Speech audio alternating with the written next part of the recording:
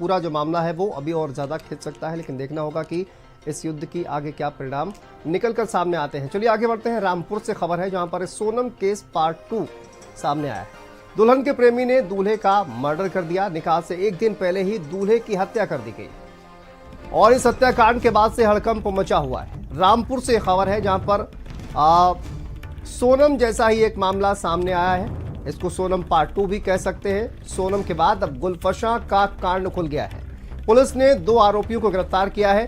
कपड़े दिलवाने के बहाने दूल्हे का अपहरण किया गया और उसके बाद दूल्हे की हत्या कर दी गई। दुल्हन के प्रेमी ने दूल्हे का मर्डर कर दिया। निकाह से एक दिन पहले ही दूल्हे की हत्या से हड़कंप मच गया है। तो सोनम के बाद अब गुलफशा का ये जो कांड है ये खुलकर सामने आया है और पुलिस ने 2 आरोपियों को इस मामले में गिरफ्तार किया है। कपड़े दिलवाने के बहाने दूल्हे का अपहरण किया गया और उसके बाद उसकी हत्या कर दी गई।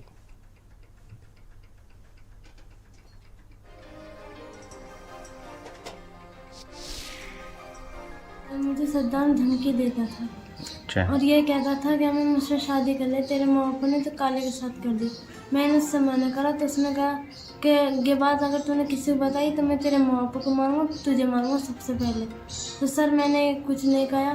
तो वो बोला क्या मांगे मुझसे शादी ना करेगी तो मैं तुझे क्या मांगे रामपुर नहीं जाने दूँगा, रामपुर नहीं जाने दूँगा। और फिर क्या मांगे जैसे बिल्ली क्या मांगे बिल्ली खाते नहीं है तो बिगाड़ जरूर देती है, मैं वो करूँ।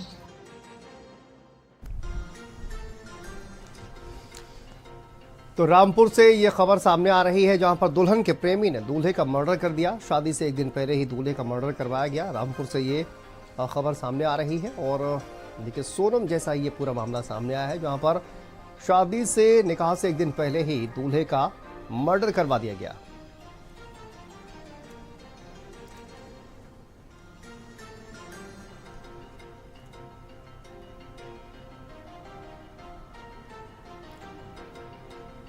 तो रामपुर में दिल दहलाने वाली वारदात सामने आई है जहां पर शादी के एक दिन पहले ही दूल्हे का अपहरण कर लिया गया और दूल्हे निहाल की हत्या करा दी गई। ओमपाल हमारे सहयोगी जुड़ गए हैं ज्यादा जानकारी के साथ। ओमपाल, ये पूरा मामला क्या है, कैसे ये पूरी प्लानिंग की गई है और उसके बाद मर्डर किया गया? देखिए बीते 15 तारीख को जिस युवक के निकाह होना था, विवाह होना था, उसी दिन उस युवक का अपहरण करके उसकी हत्या कर दी जाती है। पुलिस को जैसे ही ये पता चलता है ये डेड बॉडी उसी युवक की है जिसकी हमने गुमशुदगी दर्ज की है, तो गंज कोतवाली कोतवाल ने तत्काल ही अजीम नगर थाने के धनुपुरा में जाकर के डेड बॉडी को बरामद किया, पोस्टमार्टम कराया और पोस्टमार्टम के बाद परिजनों को शव सौंप दिया। और उसके बाद ही 2 आरोपी इसमें थे, जिसमें एक को पहले गिरफ्तार किया, एक को कुछ घंटे के बाद गिरफ्तार किया। जो मुख्य आरोपी था जिस पर हत्या का आरोप है, जो इसमें सरगना है, जो मुख्य आरोपी है, जब उसकी निशानदेही पर पुलिस उस मोबाइल जो हत्या में प्रयुक्त मोबाइल का जिसका इस्तेमाल किया गया था उसे जैसे ही बरामद करने के लिए पुलिस पहुंची। पुलिस के अधिकारियों का ये कहना है कि पुलिस के ही एक जवान से सरकारी पिस्टल को छीन लिया और छीन करके पुलिस पर फायरिंग कर दी। जवाबी फायरिंग में पुलिस की तरफ से जो गोली चली वो उस मुख्य आरोपी की लगी जिसने बेदर्दी से एक युवक की हत्या की है, एक बेगुनाह की हत्या की है। क्योंकि मृतक के परिजन ये कह रहे हैं कि अगर उसे निकाह या विवाह दूसरी जगह करना था तो कर लेती, क्या जरूरत थी इसको मरवाने की, ये कहीं दूसरी जगह कर लेता। उनके परिवारों वालों ने रो रो कर हमको यही बात बताई है कि अगर वो किसी से प्यार करती थी, अगर किसी से निकाह करना चाहती थी तो उसके साथ कर लेती, तो लेकिन इस तरीके का ताना बाना बुनना, अपने एक साथी की मदद से उसका अपहरण करवा लेना, अपहरण करवा कर उसकी हत्या कर लेना, तो इन सब चीजों को लेकर पूरे इलाके में नहीं बल्कि पूरे जिले में चर्चाओं का बाजार एक तरह से गर्म हो चुका है। और गर्म होने की वजह यही है क्योंकि ये जिस तरह से देश और दुनिया में, उत्तर प्रदेश में कई ऐसी घटनाएं घटी हैं, उन सब चीजों में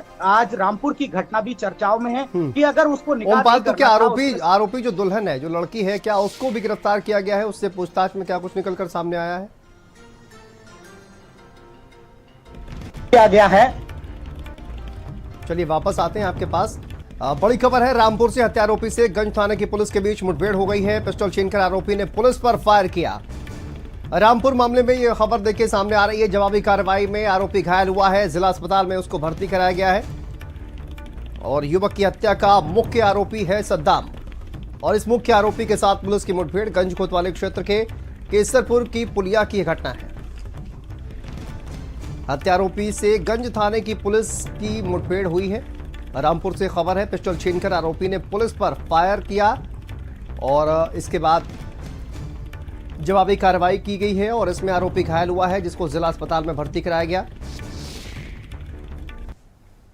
थाना जनपद रामपुर में निहाल के हत्या के मामले में अभियुक्त सद्दाम को एसएचओ गंज के द्वारा गिरफ्तार किया गया। गिरफ्तार करने के बाद निहाल मृतक का मोबाइल बरामद करने के लिए केसुपुर पुलिया के पास जाकर मिट्टी हटाकर मोबाइल दिया गया तथा पास में खड़े कांस्टेबल की पिस्टल छीनकर पुलिस पार्टी में फायर करके भागने लगा। तत्काल एसएचओ गंज के नेतृत्व में जवाबी फायरिंग किया गया। जवाबी फायरिंग के दौरान अभियुक्त सद्दाम के दाहिने पैर में गोली लगी। गोली लगने के उपरांत तत्काल उपचार हेतु सरकारी अस्पताल भेजा गया। तो देखिए, सद्दाम की पुलिस के साथ मुठभेड़ भी हुई है ओमपाल, और उसको घायल अवस्था में गिरफ्तार किया गया है। हॉस्पिटल में फिलहाल उसको एडमिट करवाया गया है। लेकिन इस पूरे मामले में दुल्हन की क्या भूमिका, क्या उसको गिरफ्तार किया गया है, क्या अपडेट है उसको लेकर?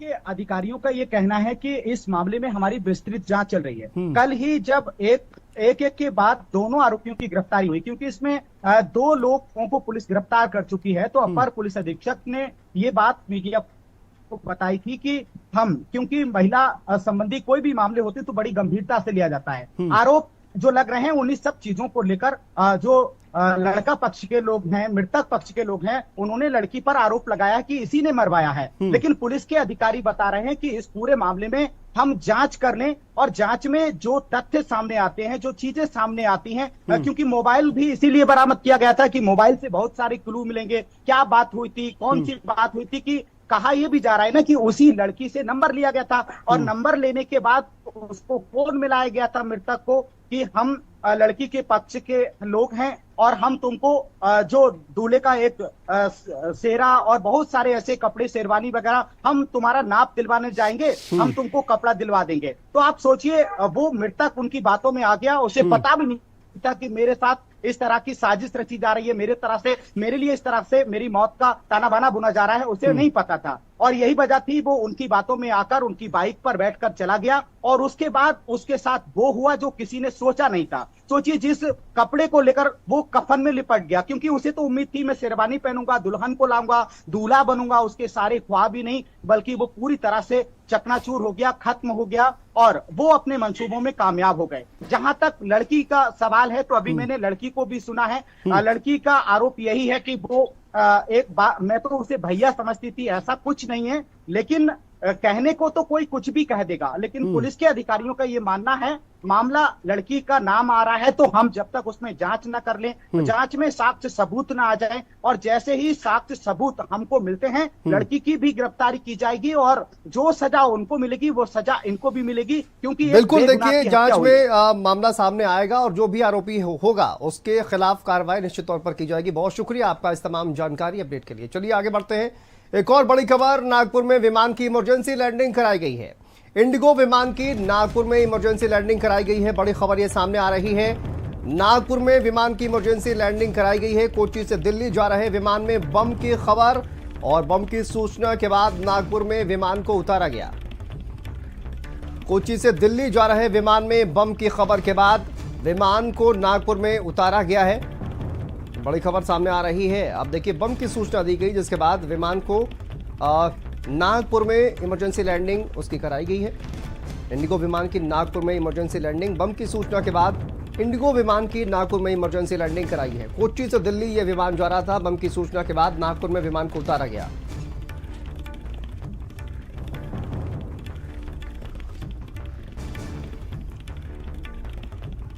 नागपुर में विमान की इमरजेंसी लैंडिंग कराई गई है। बम की सूचना के बाद नागपुर में इंडिगो का यह विमान, जिसकी इमरजेंसी लैंडिंग कराई गई है। कोच्चि से दिल्ली यह विमान जा रहा था, लेकिन बम की सूचना मिलती है और उसके बाद नागपुर में विमान को नीचे उतारा गया है। स्वाति हमारी सहयोगी जुड़ गई हैं ज्यादा जानकारी के साथ। स्वाति, नागपुर में विमान की इमरजेंसी लैंडिंग कराई गई है बम की सूचना के बाद। एक के बाद एक इस तरह की खबरें सामने आ रही हैं, कई टेक्निकल फॉल्ट। क्या ये कोई कॉन्स्पिरेसी को दर्शा रहा है? जी बिल्कुल, देखिए जब अहमदाबाद में विमान हादसा हुआ, कई लोगों की जानें गई, उसके बाद से अगर आप देखिए तो लगातार इस तरह की खबरें रोजाना आ रही हैं। और अभी नागपुर में विमान की इमरजेंसी लैंडिंग कराई गई है, बम होने की सूचना मिली है और ये विमान कोची से दिल्ली की तरफ आ रहा था और उस वक्त बम होने की सूचना मिली और नागपुर में ही विमान की इमरजेंसी लैंडिंग कराई गई।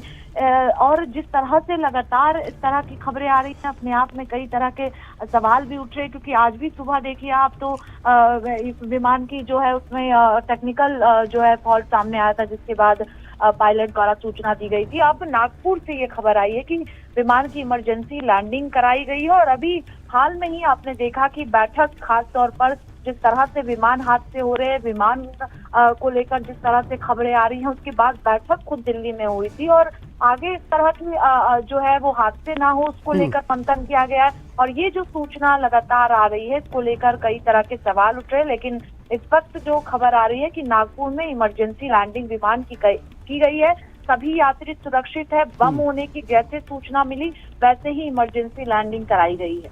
ठीक है, बहुत शुक्रिया स्वाति आपका जानकारी अपडेट के लिए। चलिए यहाँ पर रुकते हैं एक छोटे से ब्रेक के लिए। खबरों का सिलसिला